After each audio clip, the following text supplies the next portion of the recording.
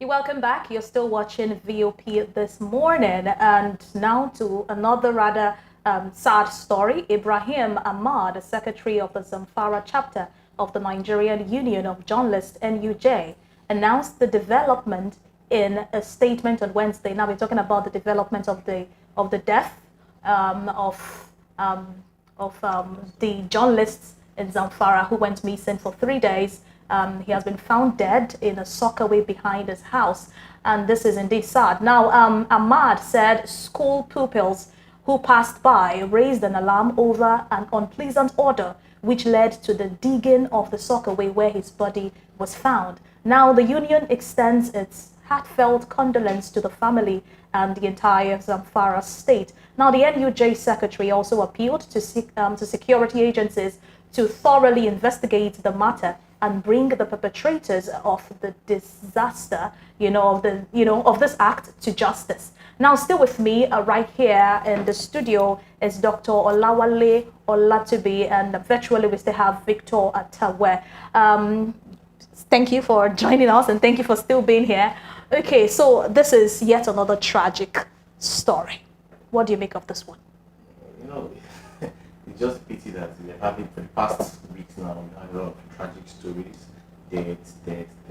Well, may so rest in peace. Yeah, it's just so sad that a journalist, according to the news, said that he's been missing for 3 days, and he works with the Voice of Nigeria, and he's a radio journalist, and one of the major things he's talking about is security. He's been countering the government about insecurity of the government. Now, this insecurity has been preaching about, talking about, actually caught up with him.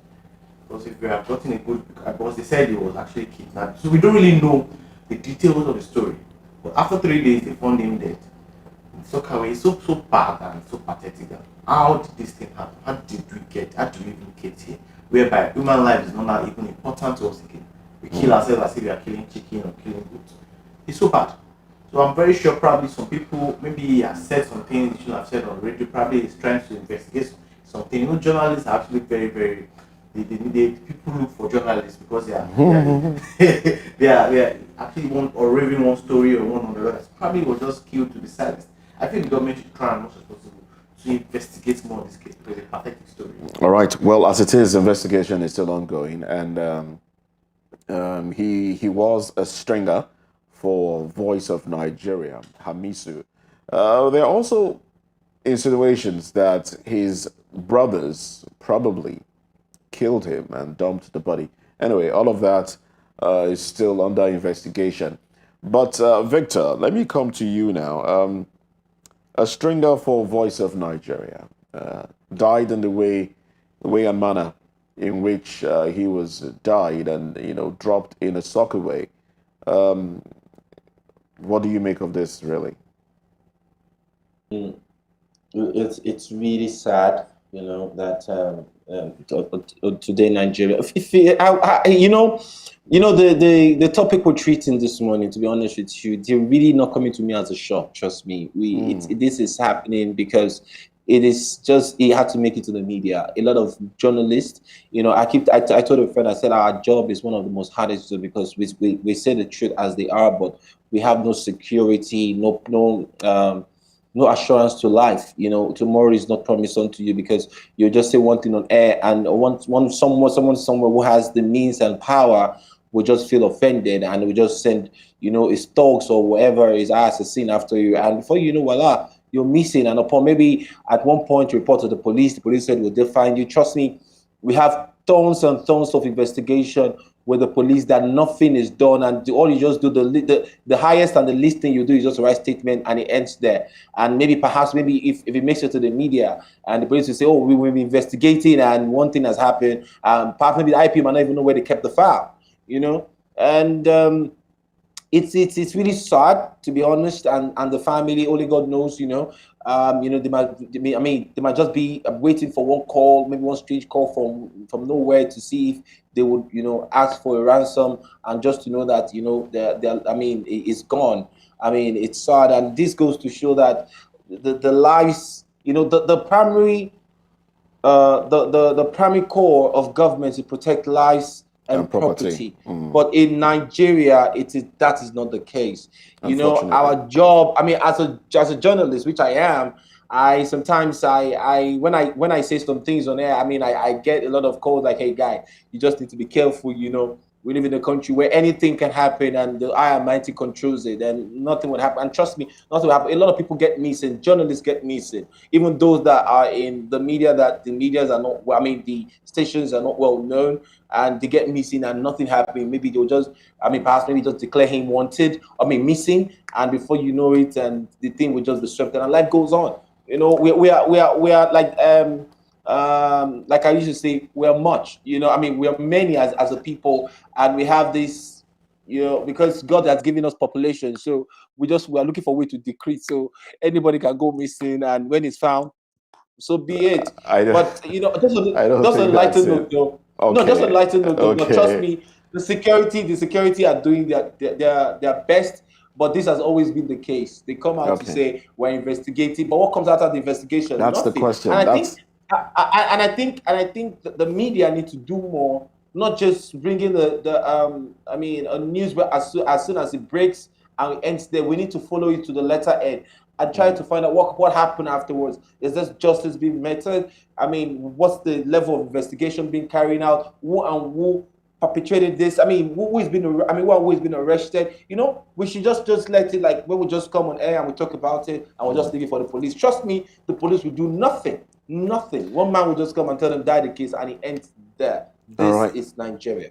Oh, unfortunately, that's an unfortunate way to end it. This is Nigeria, where cases are not followed through. People, I mean, a case that makes it to the media initially, if you ask around some months later, it's been swept under the rug, and you don't know exactly the outcome of investigations that were supposedly carried out. Now, Hamisu's case is one. This week too, there was a case in Abuja. One Kamaru or Kamara, a 27-year-old lady, or was it 27 or 24? I can't remember her age now. She went missing, and it took her brother going to Abuja from where from his station to encourage or try to motivate the police to carry out investigation. The brother had to move around from with the police when they agreed to go to move around with him from one location to another because they had a call coming in from somebody who, you know, insinuated that he knew where her body was. But all the movements were, you know, they amounted to be false calls. Unfortunately, she was late. Her body was later found dead and decomposing in, you know, somewhere in a forest. Now, do you think that some Nigerians have been emboldened to do these things because they know that investigations will not be carried out through and through and perpetrators brought to book? Do you think that is, you know, emboldening people from, you know, to continue this dastardly act, maybe do something and then to silence the person, they kill the person? You know, in a country where there is no effective law, where there is no enforcement of law, crime rate is going to be very high. And that's what's happening in Nigeria. We have a lot of cases where people just feel that nothing will happen. They just continue doing these crime rates. Now we have the lawyers, we have the doctors, we have the police officers. They are meant to be law enforcement. They are law enforcement agencies now. They are not really enforcing these laws on people. Investigations will be done, and if your family or relative is gotten missing, when you go to the hospital, to the doctors, to the sorry, not to the doctor. Yeah, it's fine. When you go to the police station for a report, there are cases where the police station officer will say, "Come," they will collect money from you. Mobilize us, yes. They say they don't have money for Well, can you? for that. They'll collect money from you. They take you Ridiculous. around and everything. So it's so pathetic where people don't even want to go to the. I'll give you an instance. My house was bubbled sometime last year, and they stole some of my properties. I went to the police station to make a report. The police officer was like, okay, they know where they can find it, but I should pay money like 50,000 naira for things that my missing for that movie. I just forgot. I just said, okay, don't worry. I'll get. So that's a lot of things that happen like that too. You think this is even making people take laws into their hands, knowing Obviously, that people will the take laws police into their wouldn't hands do when there anything? is no law enforcement, a proper law enforcement agency. When they know that when they investigate. Now, for this case of this man, I think they shouldn't have buried him already because they buried him immediately they saw him. He's a Muslim. According to the Muslim, fine. Yes. But sometimes we need to allow law to take place and do an autopsy to know who really killed him. Because sometimes Yoruba will say, I will say, is it kokoro to for law? That means the insect that is biting that is eating the Vegetable. The crop, is just behind it. It's very, very sure. Maybe probably somebody within the family that perpetrated this act because he was found there behind his house. Yes. And if it to be probably a kidnap, they wouldn't do that. Probably And even then kill him bury in his him. house, and then at night they look for how to do it. Just one, throw him in the Soakaway. And one thing about this, the one thing you do in secret, one thing the smell of it will just bring it out. So the proper investigation needs to be done. I what Mr. Victor said. We need to follow it to the latter, to the end. Not just end there. And that's one thing the media has been doing. The media house will just come, the newspaper to come and say the story to catch people's attention. After all, there is no more follow-up story. People don't know what is going on. Nobody's going to say, okay, what is happening, what's happening. Now, the case of this, I'll just go back to a celebrity that died of recent. You see why the people actually going and the police asking the police, what is happening? What is happening? We want to do That's this. why they're getting That's why answers. they're getting answers. Assuming the people are not saying anything, a lot of cases whereby celebrity, not even celebrity that died, and everything just shut up. Assuming this guy is not a celebrity, that's how they would have buried him like that and buried him like that. Nobody would even hear of anything. Nobody will hear of anything. Now they assume his corpse. corpse and for autopsy. That is what's meant to be done. Now let me. How long does autopsy take really? Autopsy, autopsy doesn't within how many hours? Oh, really? It's just the results will be out in 2 to 3 days. But the autopsy Okay. just go there. Autopsy will give you, it will answer a lot of questions surrounding the death of the person.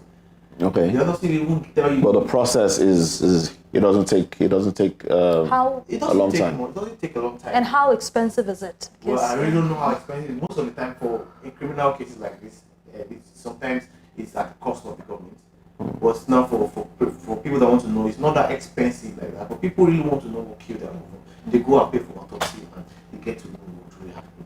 So for this case, I felt they shouldn't have actually buried him. But fine, he's a Muslim and No, he's a Christian actually. no, I'm talking about Okay. Hamisu. Hamisu. yeah. Okay. I felt they should have just, if they want the investigation to go on, they really don't want to know the cost of the effect. How really affected, obviously. Was he What strangled? caused his death? Was he Yeah. strangled? Was he?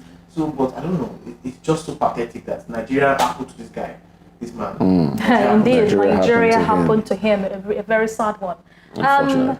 Victor, please, what do you think what effects do you think this would have on the objectivity of journalists? I mean, speaking from the journalistic perspective now, since you are a journalist, what do you think? Because the fear of, of getting in the way of some powerful people, and then losing your life in the process can prevent more journalists from actually being We don't exactly know what happened. That's being why objective, we cannot because conclude. nobody wants to lose their lives over. Well, that's why we cannot conclude that over it anything. was because but of what the do you have to report. say to that, Victor?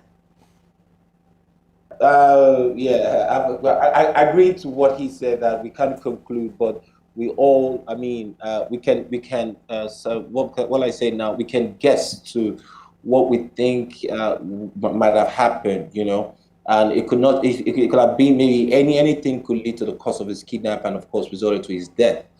Having said that, these two journalists, I think this goes to, sometimes it hides the truth. That's why in Nigeria we practice what I call makeover journalism in some media organizations. You just ask questions just to make things look good, or but we don't question, we don't do what we call investigative, because if you try that without being properly well financed, sometimes it happens. I wouldn't want to call a name on your platform, but of course the person. Is fearless, and it goes all to say, trust me, in this line of work, our work is as risky and as deadly as that of the police or that of the army when they are faced with bandit or terror. So, but because we say the truth, and sometimes, when you say the truth to power or to whatever you say in the truth, or trying to find out, unveil what the world or the country needs to know. Sometimes you might get burnt, or like your life might be lost. So, but the truth of it's a selfless service, but this just goes to show that the government needs to, no life is more important than the other. But as in line of our duties, we just have to factor in security, and people tend to want to take laws into their hands when they find out that they can't get justice in the system. But I would really recommend that we should keep trusting the system, however, even though it's weak. And trust me, it's really weak. Yeah, it's really weak. All right. But even though it's weak, but we should keep trusting the system. But just hope that know when to stop, but do not, like in journalism, schools of journalism, they said only God knows the truth. We only state the fact. So we just take the fact as they are, and of course we just let the Lord take His course. But trust me, we just need more people like this man. This man. I wouldn't want to name with hell. Keep saying the truth to power, and just we want to hold them accountable, because we are part of the Constitution, and we're doing our constitutional duty to make sure that the country and the society is a better place. All right, then. Thank you very much, Victor Atewe, social affairs commentator, and Dr. Olawale Olatubi, a medical doctor. Thank you for being with us on the program. Thank you very much. We'll take a break. When we come back, we'll get into business, entertainment, and sports.